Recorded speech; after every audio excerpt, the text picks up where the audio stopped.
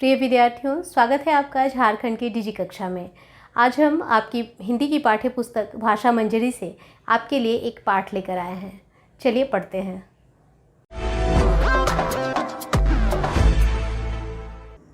आज हम आपके लिए लेकर आए हैं आप ही की पाठ्य पुस्तक से एक कहानी जिसका शीर्षक है अमरूद का पेड़। इस कहानी को लिखा है ज्ञान रंजन जी ने। इस कहानी में लेखक ने अपने घर के अहाते में लगे अमरूद के एक पेड़ से अपने जुड़ाव और उसके कारण घर में आए आनंद एवं आशंकाओं का मार्मिक वर्णन किया है। अपनी माँ के अंदर गहरे बैठे इस पेड़ से जुड़े अंधविश्वास को दूर करने का लेखक का सफल प्रयास और अगली पीढ़ी द्वारा उस अंधविश्वास पर रोष प्रकट करना भविष्य में ऐसी चीज़ों के उन्मूलन के प्रति आशा जगाती है। सबसे पहले बात करते हैं इस पाठ के लेखक की। इस पाठ के लेखक हैं ज्ञान रंजन, जिनका जन्म 21 नवंबर 1931 ईस्वी को अकोला, महाराष्ट्र में हुआ। हिंदी कथाकारों की 7वें दशक में उभर कर आई पीढ़ी में अग्रगण्य कथाकार हैं। इन्हें मैथिली शरण गुप्त सम्मान भी दिया जा चुका है।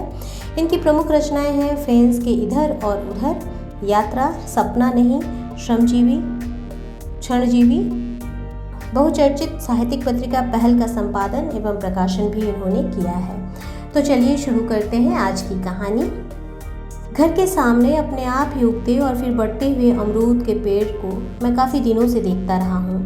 केवल देखता ही नहीं, इसे देखने में और भी चीज़ें शुमार हैं। 3-4 साल में बड़े हो जाने, फूलने और फल देने के बाद भी उसकी ऊंचाई गंधराज या हरसिंगार के पेड़ से ज़्यादा नहीं बढ़ी। शुरू में तो परिवार के सभी लोगों ने उसके प्रति उदासीनता ही रखी, या कहूँ लापरवाही बरती तो गलत नहीं होगा। राम भरोसे जब पेड़ बड़ा हो गया और हमारे मकान का फ्रंट जब भरा भरा लगने लगा तो सबसे पहले बाबू कन्हैया लाल की बूढ़ी पत्नी ने एक दिन टोका कि पश्चिम की तरफ अगर मकान का मुखड़ा हो और सामने ही अमरूद का पेड़ तो राम राम बड़ा अशुभ होता है। अम्मा के चेहरे पर थोड़ा सा भय और अपने कुनबे के लिए आया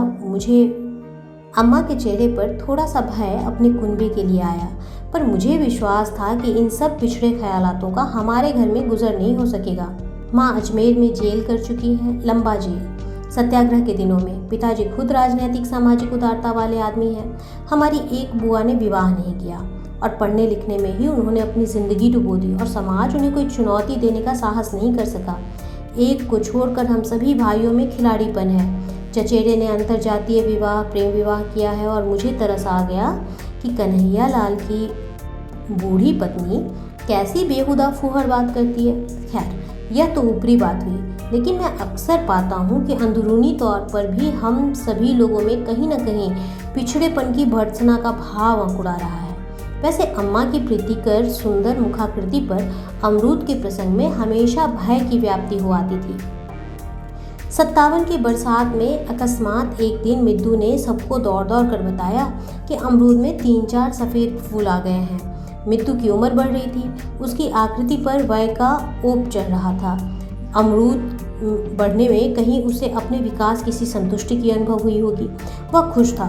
बरामदे की खिड़की पर तेज़ बारिश में हम लोग छोटे से पप्पू को खड़ा कर यह बताते कि वो देखो पप्पू बेटे, अमरूद का फूल, अमरूद का फूल। मैं सोचता कि कहीं पानी के झोंकों में नरम फूल टूट न जाएं। बहुतेरे फूल टूटे भी, लेकिन उनकी जगह नए फूल आते गए और फिर जल्दी से बीत जाने वाले सुखद दिनों में छोटे छोटे अमरूदों में बदल गए। मुझे लगा कि हमारे घर के सामने का यह अमरूद हमारी ज़िंदगी का एक घरेलू हिस्सेदार होते जा रहा है। घोष बाबू के माली ने माँ को बताया था कि पहली फसल के फल तोड़कर फेंक देने से दूसरी बारी में फल खूब और अच्छे आते हैं। अमरूद और नींबू के साथ बात खास लागू होती है। माँ ने भी जैसे कहकर अमरूद की पहली फसल बड़ी दिलचस्पी से पूरी बाढ़ के पहले ही तुड़वाकर फिकवा दी थी। यह बात आसानी से महसूस की जा सकती थी कि माँ में विराट मातृत्व है और वह भविष्य के लिए प्रतीक्षा कर सकती है, उसी तरह जैसे हर माँ अपनी संतान के लिए दीर्घ प्रतीक्षा किया करती है और फिर भी उसको अपना स्वप्न अधूरा लगता है। जो भी हो, मुझे प्रसन्नता हुई कि अब शकुनी विश्वासों की जहरीली छाया हमारे कोमल मीठे अमरूद तरु पर नहीं पड़ी। तोते का पिंजरा सुबह दरवाज़ा खुलने के साथ ही अमरूद की एक छोटी सी टहनी पर टंगा जाने लगा था। वो दोपहरी तक उस पर टंगा रहता। चुन्नू, मिद्दू और पप्पू ने फिर फुर्ती से नाजुक फुनगियों तक चढ़ने की माहिरी इसी पेड़ से प्राप्त की थी। दशहरा, दिवाली, तीज त्योहार पर दीदी की जीभ जब सूरन खारन को ललचाती तो अमरूद की पत्तियों में सूरन पकाकर स्वादिष्ट बनने वाली ज़रूरत की पूर्ति भी वही पेड़ करता था। कहते हैं कि अमरूद की पत्तियों में सूरन को पकाने से सूरन गले में काटता नहीं है। लगने लगा था कि अमरूद का पेड़ जो हमारी बड़ी सुविधा है या हमारे अंदर आत्मीयता को निरंतर धनिक बनाने वाला कोष है। दूसरे बरस के जाड़े में पेड़ खूब लदा फदा था। अमरूद गोल, छोटे मगर ललछर चित्तियों वाली जाति के थे। ढेपियाँ मुलायम होते ही लोग उन्हें तोड़ लेते और पूरे जाड़े जी भर कर घर में टमाटर और अमरूद का सलाद खाया गया। सुग्गे के लिए कई महीने खूब पके अमरूद उपलब्ध होते रहे और बाहर के मेहमान हमारे घर के अमरूदों में इलाहाबाद के अमरूदों की प्रसिद्धि का इत्मीनान कर लेते थे। यह बात मुझे बहुत रोमांचित करती थी कि हमारे घर तथा निकटतम संबंधियों के यहाँ नई पीढ़ी काफ़ी बड़े अनुपात में आधुनिक हो चली है। मुझे मनस्थितियों और वातावरण की इस तब्दीली का अध्ययन बड़ा सुखद लगा। हमें दृष्टिकोण की उदारता परिलक्षित होती और किसी भी घटना या आकस्मिकता या एक संपूर्ण परिस्थिति को हम लोग अनहोनी नहीं मानते थे। जीवन में सब सहज है, सब संभव। अमरूद की छाया में बेंत की कुर्सियों पर बैठे चर्चाएं कर करके हम 3-4 भाई बहनों ने अपनी उम्र के फर्क को दोस्ताना हरकतों से भर दिया। प्रायः बैठकर नए नए विषयों को कुरेद कर कभी ताप और उग्रता के वशीभूत होकर भी बातचीत करना तेजी से हम लोगों के मनोरंजन और दैनिक निर्वाह का एक अंग होता जा रहा था। मैंने महसूस किया कि घर के बुजुर्गों के बारे में हम लोग अक्सर तुर्ष भी उठते हैं, लेकिन हमें इस बात की निश्चिंतता थी कि ऐसा होने में अवांछनीय कुछ भी नहीं है, अपितु यह अच्छी बात है। नई चीज़ें यूं ही बनती हैं, जैसे अमरूद का पेड़ हम लोगों के बीच अपशकुन के आरोपों को नष्ट करता हुआ धीरे धीरे बना और अब पूरे परिवार का एक खूबसूरत हिस्सा हो गया है। अमरूद फलता फूलता रहा और पप्पू ने एक निहायत छोटा सा झूला भी उस पर डाल लिया। इधर हम भाई लोग धीरे धीरे अलग अलग शहरों के भूगोल में जुदा तरीकों की नौकरी के लिए बंटने लगे। यह कोई असामान्य बात नहीं थी, सिवाय इसके कि घर से अलग होने में थोड़ा बहुत मानसिक क्लेश सबको होता था। जिस दिन मैं नौकरी पर जा रहा था माँ रो रही थी, इसलिए मैं शीघ्रातिशीघ्र घर छोड़कर निकल जाने को तत्पर था।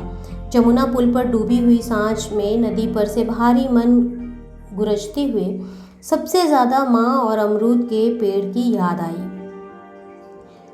माँ की याद इसलिए क्योंकि वह दुर्बल है और हम लोगों को ना समझ पाकर क्रमशः जड़ होती जा रही हैं, और अमरूद की याद इसलिए कि उसके माध्यम से मैं अपने अंदर एक जागृति का भान करता रहा।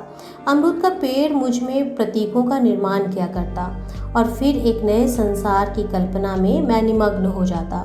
इस ट्रेन यात्रा में और अनेक बार मैं इस नए संसार में डूबकर शक्ति और आत्मसंतुष्ट पाता रहा हूँ। अमरूद के पेड़ के प्रति समर्थन और राग मेरे मन में यूं भी एकत्र हो आया क्योंकि बाद में कई लोगों ने घर के सामने अमरूद होने को अशुभ बताया और पेड़ को तुरंत कटवा देने की सलाह दी। माँ पर छा जाने वाला स्वाभाविक भय हमें नागवार गुजरता, क्योंकि ऐसा लगता जैसे माँ हम लोगों के अंदर पैदा होने वाले नए और बलिष्ठ ख्यालातों के प्रति असहयोग कर रही हैं। जब जब अशुभ के ठेकेदारों ने अमरूद की बाबत कुछ कहा, घर के हम सब बच्चे क्षुब्ध हो उठते। वस्तुतः यह गुण हमें हमारे बुजुर्गों से ही मिला था। इस निर्णय पर हम सब लोग तब पहुँचे जब एक समाज शास्त्रीय बोध हमें स्पर्श करने लगा था। जीवन नए अनुभवों में गुजरने के मध्य व्यतीत होता रहा। मिद्दू ने रखाल के साथ कुछ अमरूद भिजवाए थे और खत लिखा था कि इस बरस जबकि अमरूद भरपूर आया है, घर पर कोई नहीं है, तथा नम कर देने वाली जज्बाती बातचीत के कई नाजुक टुकड़े। पिताजी की चिट्ठियां हमेशा ही दूसरे प्रकार की रही हैं। उनमें एहसास की चादर ओढ़ने का प्रयत्न या दबाव रहता है। मैं देखता हूँ कि थोड़े समय में ही दुनिया में बहुत परिवर्तन हो गया है और यह परिवर्तन तेजी से दूसरे परिवर्तन की भूमिका बनता जा रहा है। बड़े बड़े घातक शरीर दुख मामूली और अचिंतनीय हो गए हैं। और पिताजी लिखते हैं कि माँ के बाएं फेफड़े में जो धब्बा था वह पुनः उभर आया है। यह सब किसी अशुभ ग्रह नक्षत्र का दुष्परिणाम है। शायद हम लोगों के बुरे दिन आ गए हैं, लेकिन मैं जानता हूँ कि अब यक्ष्मा बहुत आसान है और कहानियों में भी पात्रों का यक्ष्मा से ग्रसित होना लोगों को द्रवीभूत नहीं कर पाता। अच्छे संपादक ऐसी कहानियों से ऊब गए हैं और उन्हें लौटाना ही श्रेयस्कर समझते हैं। फिर मृत्यु भी आज इतनी असह्य नहीं रह गई है। दुख शरीर से मन पर सिमट आया है। पिताजी ने एक बार यह भी लिखा कि सबसे बड़े भाई चूल्हा चौका अलग करने के लिए एक तनाव पैदा कर रहे हैं, बड़ी चकचक है। बहुत ताज़ी रोटियां तो खुद खा जाती हैं और बासी रोटी हम लोगों के लिए रख देती हैं। तुम क्या जानो, हम लोगों का जीना मुहाल हो गया है। इधर तुम्हारी माँ अमरूद का पेड़ काटने को कहती हैं, सब लोग उसे अशुभ बता रहे हैं, आदि आदि। यह एक दुखद प्रसंग था। हालांकि मैंने अमरूद ना काटने की बात अपनी बात पर ही जोर देने वाली एक चिट्ठी माँ को लिख दी थी। रखाल हमारे पेड़ के जो अमरूद लाया था वे बाजारू अमरूदों की सुंदरता से बहुत भिन्न होकर भी स्वादिष्ट थे। अमरूदों के और दोस्तों के बीच अच्छा समय गुजारते हुए मैं किंचित भावुक हो आया। मुझे वे दिन याद आने लगे जब हम छोटे छोटे थे और सुबह दिन दोपहरी दूसरे बंगलों की चार दीवारियां कूदकर अमरूदों की चोरी किया करते और पकड़े जाने पर बुरी तरह गिड़गिड़ाया करते। आज हमारे घर में भी अमरूद का पेड़ है। एक अजीब सा गौरव होता है यह कि जिनके घर अमरूद नहीं होंगे वे बच्चे ईर्ष्यालु हो गए होंगे, हमारी चारदीवारी कूदते होंगे। अमरूद के इस पेड़ की वजह रफ्ता रफ्ता पप्पू के बहुत से नन्हे मुन्ने दोस्त हो गए हैं, ऐसा अम्मा ने लिखा था। और भौजाई से उन्हें इस बात की बहुत डांट पड़ती है कि क्यों अपनी तबीयत का राजा हो गया है, जिसे चाहे अमरूद लुटाया करता है। अपने इस अमरूद के पेड़ के संबंध में कभी कभार फैशनेबल ढंग से भी मैं सोचा किया हूँ। होटलों के लॉन में लगे बैठने वालों को सुखद छां देते हुए रंगीन छातों की छाया मेरी आंखों में अक्सर उभरी है। हमारा अमरूद का पेड़ एक हरा छाता, एक डंगरा सा फलता फूलता पेड़ जिसमें अनुपातहीन डाले नहीं बल्कि एक संवरापन। जब घर जाने को पहली छुट्टी मिली तो मन बेहद आतुर हो गया। सुख तन मन पर एक वहशत की तरह सवार था। फिर अंधेरे जमुना ब्रिज से गुजरती हुई गाड़ी ने उत्तेजित कर दिया और रात के सन्नाटे में एक अभूतपूर्व रोमांच के साथ मैंने अपने प्यारे शहर को देखा। वह रात उजाले की प्रतीक्षा में उड़ी हुई नींद की एक सुखद पर बेचैन रात थी।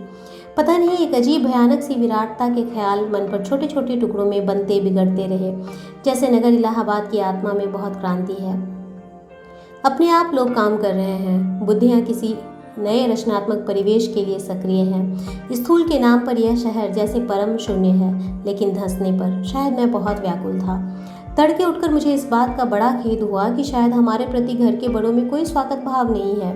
ऐसी स्थितियों में मुझे बारंबार अवनिंद्र बाबू का वह चित्र याद आ जाता है जिसमें एक बूढ़े पेड़ की आत्मा अपने को तोड़ देने के प्रयत्न में सुखी है, क्योंकि उसे यह जानकारी है कि उसकी घेर में एक नवल तरु उगाया है।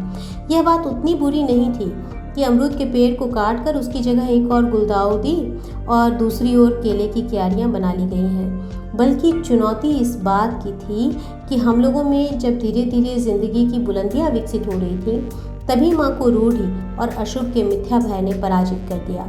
शायद माँ की हम संतानें उन्हें अशुभ से लड़ सकने की अपनी सामर्थ्य का आश्वासन नहीं दे सकी थी। मैंने पाया कि वह भय जो माँ के चेहरे पर क्षणजीवी हुआ करता था अब गहरा गया है। माँ का मन यह मान बैठा था कि बड़ी बहू की अलगाव भावना, सबसे छोटे का निठल्लापन, खुद उनकी बीमारी और लोगों का धंधे से बिखर जाना और कुछ नहीं है, बहुत दिनों तक दरवाजे पर लगे उसी अमरूद के पेड़ के लगे रहने का दुष्परिणाम है, जिसे काफ़ी पहले ही लोगों ने अशुभ बताया था। कुछ देर बाद मैंने साधारण तौर पर अमरूद की बाबत माँ से पूछा तो मिद्दू के गुस्से को सहारा मिला। उसकी कंडेल सी आंखों में एक छोटा सा तूफानी झोंका उठा बैठ गया। उसका मुंह फूल गया था। मेरे लिए तसल्ली बस इतनी थी कि मुझे उसका क्षोभ अच्छा लगा, क्योंकि यह क्षोभ मौजूदा सामाजिक परिस्थितियों में निहायत ज़रूरी था और क्योंकि वह जीवन का परिष्कार करता है बशर्ते इस क्षोभ का संस्कार हो और उसे स्वयं पोसा तथा सहा भी जा सके। अम्मा ने मेरे प्रश्न का अपने ढंग से ठीक जवाब भी दिया। शायद उन्हें भी दुख था, बहुत दुख, इसलिए कि हम दुखी थे। मिद्दू गुस्सा थी, इसलिए नहीं कि उनसे कोई गलत काम हुआ है। सूरज पिछवाड़े के पीपल के ऊपर आ रहा था और जहाँ अमरूद का पेड़ था वहाँ धूप का एक चकत्ता तेजी से बड़ा होता दिख पड़ा।